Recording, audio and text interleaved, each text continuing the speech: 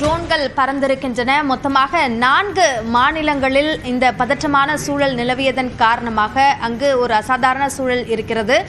மொத்தமாக ஜம்மு காஷ்மீர் பகுதியிலும் சரி, அதே போன்று ராஜஸ்தான், பஞ்சாப், குஜராத் ஆகிய இந்த 4 மாநிலங்களில் இதுபோன்ற ட்ரோன் பறக்கும் நிகழ்வு என்பது நடந்திருக்கிறது. ஜம்மு காஷ்மீரில் அங்கு குண்டு வெடிக்கும் சத்தம் கேட்கிறது என்ற அந்த தகவல்கள் வெளியான நிலையில் அங்கு ஸ்ரீநகரில் அது போன்ற வெடிப்புகள் எதுவும் நிகழவில்லை என்ற ஒரு விளக்கம் கொடுக்கப்பட்டிருக்கிறது. ஜம்மு காஷ்மீரில் பாகிஸ்தான் இந்த தாக்குதலை நடத்துவதற்கு முன்பாக 5 மணியோடு எல்லா விதமான தாக்குதல்களையும் நிறுத்திக் கொள்வதற்கு இரு நாடுகளும் ஒப்புக்கொண்டிருக்கின்றன என்ற அந்த தகவலை இரு நாட்டு வெளியுறவுத்துறை அமைச்சர்களும் அதிகாரப்பூர்வமாக அறிவித்திருந்த நிலையில் பாகிஸ்தான் இந்த தாக்குதலை தற்போது நடத்தி வருகிறது. இதற்கு தக்க பதிலடியை இந்தியா தரப்பில் கொடுப்பதற்கான அனைத்து விதமான நடவடிக்கைகளையும் இந்தியா தொடங்கியிருக்கிறது என்றும் அதிகாரப்பூர்வமாக அறிவிக்கப்பட்டிருக்கிறது. குறிப்பாக ட்ரோன்களுடைய தாக்குதல் என்பது நேற்றைக்கோடு ஒப்பிடும்போது குறைவாக இருந்தாலும் கூட பீரங்கி மூலமாகவும் துப்பாக்கி சுடுதல் மூலமாகவும் தாக்குதலை பாகிஸ்தான் நடத்தி வருகிறது எல்லை கட்டுப்பாட்டு பகுதிகளில் என்ற அந்த தகவலும் நமக்கு கிடைத்திருக்கிறது.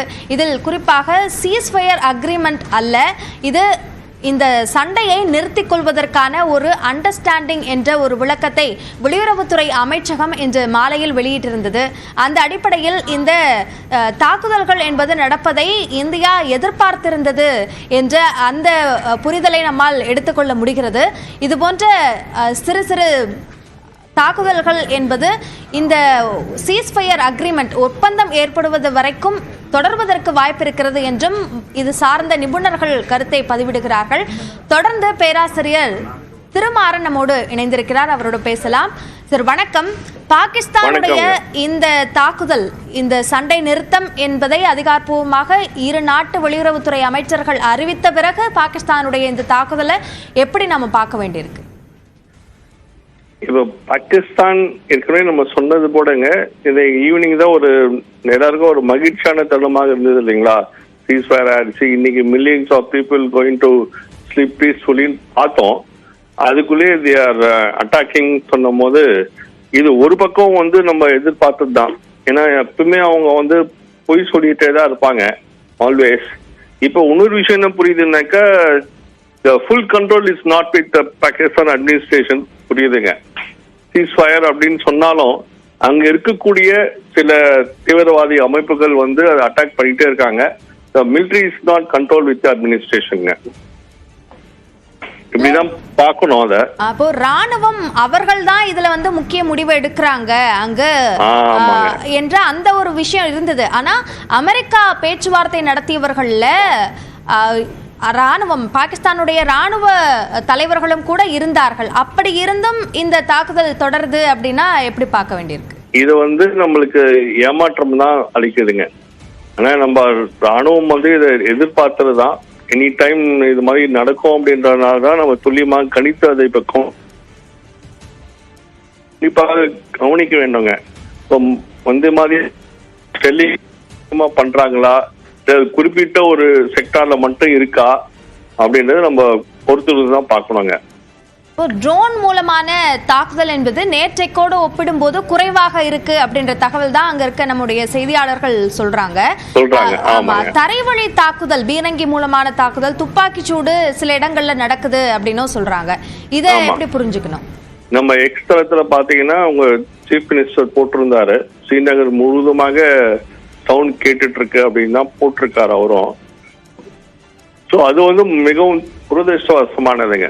ஸோ நேற்று தான் பார்த்தோம், நம்ம குல்மார்க்ல அட்டாக் பண்றாங்க தரை வழியா பார்த்துட்டு இருந்தோம். ஸோ இன்னைக்கு சீஸ்ஃபயர்னு சொன்ன பேருக்கும் they're violating their own words. So இதை நம்ம சீரியஸா தான் பார்க்கணுங்க. இத பல நாடுகள் இதை எப்படி பார்க்கறாங்கன்னு நம்ம பார்க்கணுங்க. ஏன்னா அமெரிக்கா தலையிட்டு இருக்கு, ட்ரம்ப் சொல்லியிருக்காரு சீஸ்ஃபயர் பண்ணிட்டாங்க, ஒத்துக்கிட்டாங்கன்னு சொல்லிட்டு இருக்காங்க. இன்னொரு விஷயம் பாத்தீங்கன்னா, இனிஷியேட் பண்ணதே டிஜிஓஎம் பாகிஸ்தான் தான். இன்னைக்கு நம்மளுடைய வெளியுறவுத்துறை அமைச்சர் சொல்லும் போது கூட டிஜிஓஎம் பாகிஸ்தான் தான் கால் பண்ணி சீஸ்ஃபயருக்கு பேச்சுவார்த்தையில ஒத்துக்கிட்டோம் அப்படின்னு சொல்லியிருக்காங்க. ஸோ பேச்சுவார்த்தையும் சீஸ்ஃபயரை அனௌன்ஸ் பண்ணிட்டு இப்படி அட்டாக் பண்றது ஒரு பொழுதும் நம்ம ஏற்றுக்கொள்ள முடியாத ஒண்ணுதான். நம்ம தக்க பதிலடி கொடுத்துட்டு இருக்கோம்.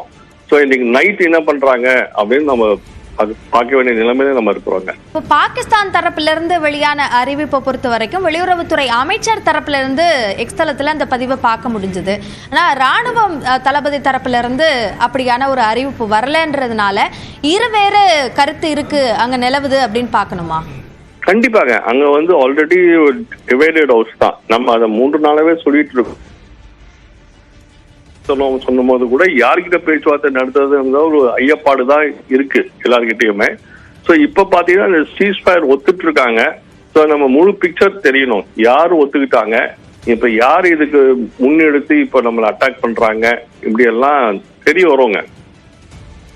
பட் நம்ம சொல்றபடி பாத்தீங்கன்னா பாகிஸ்தான்ல எப்பவுமே ஒரு டிவைடட் ஹவுஸ் தான். யார் கையில கண்ட்ரோல் இருக்கு இப்போ அப்படின்றது ஒரு பெரிய கேள்விக்குறியா தான் இருக்கு. இதுல சீஸ்ஃபயர் அக்ரிமெண்ட் என்பது இன்னும் போடப்படல, இது ஒரு சண்டையை நிறுத்துவதற்கான ஒரு அண்டர்ஸ்டாண்டிங் தான் அப்படின்ற ஒரு விளக்கத்தையும் மத்திய அரசு தரப்புல இருந்து கொடுத்திருந்தாங்க. ஸோ அந்த அடிப்படையில இந்த அக்ரிமெண்ட் வர்ற வரைக்கும் இது போன்ற தாக்குதல்கள் தொடரும் அப்படின்னு புரிஞ்சுக்கணுமா? இல்ல, 5 மணிக்கு போர் நிறுத்தம் செய்யப்படும் என்றதுதான் அறிவிச்சிருக்கிறாங்க இல்லைங்களா. தரைவழி மொத்தமே சொன்னாங்க, லேண்ட், ஏர்போர்ஸ், ஈவன் நேவல் எந்தவித தாக்குதலும் இருக்காது, நிறுத்தி இருக்கிறோம் அப்படின்னு தான் சொன்னாங்க. மறுபடியும் அடுத்த பேச்சுவார்த்தை 12th May தான் சொல்லியிருக்காங்க இல்லைங்களா. அதை பொறுத்தவரை சீஸ்ஃபயர்னாக்க என்டையர் சீஸ்ஃபயர். அதுல வந்து நான் ட்ரோன் அனுப்புவேன், இதெல்லாம் வயலேஷனே இருக்கக்கூடாது. Already they are doing violation. Line of கண்ட்ரோல மீறாங்கன்னு சொல்லும் போது இட்ஸ் அ வயலேஷன் இல்லைங்களா. இன்டர்நேஷனல் லாவை வந்து வயலேட் பண்ணியிருக்காங்க. சீஸ்ஃபயர் டிக்ளேர் பண்ணது கூட வயலேட் பண்ணியிருக்கிறாங்க. பட் அது தன்மையை பார்க்கணும், என்ன சார்ட் ஆஃப் ட்ரோன் அது, யார் அனுப்பிச்சாங்க அப்படின்னு பல உண்மைகள் வெளிவரும் போது அது உண்மைத்தன்மை தெரிய வருவாங்க. நீங்க குறிப்பிட்ட மாதிரி இந்த இரு நாடுகளோட அறிவிப்பு இவர்களோட பேச்சுவார்த்தையோட மட்டும் முடியல. அமெரிக்கா தரப்புல இருந்து, இரு நாடுகள் தரப்புல இருந்து அறிவிக்கிறதுக்கு முன்பு அமெரிக்கா தான் உடனடியாக இந்த ஒரு புரிந்துணர்வுக்கு இரு நாடுகளும் வந்திருக்கு அப்படின்ற அறிவிப்பை வெளியிட்டாங்க. அப்போ பாகிஸ்தானோட இந்த நடவடிக்கையை அமெரிக்கா வந்து எப்படி பார்க்கணும்னு நினைக்கிறீங்க? இல்ல, இது வந்து அவர்கள் தான் எடுத்திருக்கிறாங்க. நம்மளுடைய அதிபர் சொன்னதை விட பாத்தீங்கன்னா நைட் லாங் டிஸ்கஷன் பிறகு இந்த அக்ரிமெண்ட் வந்திருக்காங்க அப்படின்னு சொல்லியிருக்காங்க இல்லைங்களா. சோ அவங்க வந்து பல தரப்பட்ட பேச்சுவார்த்தைகள் ஈடுபட்டு ஒரு கருத்து உடன்பாடு வந்த பிறகுதான் 2 பேரும் அக்செப்ட் பண்ணிட்டாங்க அப்படின்னு சொல்லியிருக்கிறாங்க. சோ அவங்களுக்கும் இது பெரிய செட்பேக். இந்த 5 மணிக்கு இருந்து சொன்னாங்க, ஒரு 4 hours மறுபடியும் அட்டாக் பண்ணிருக்காங்க அப்படின்னு சொல்லும் போது இட்ஸ் a clear violation. சரி, இணைப்பில் வந்து உங்களுடைய கருத்துக்களை எங்களோடு பகிர்ந்து கொண்டமைக்கு நன்றி திரு திருமாறன்.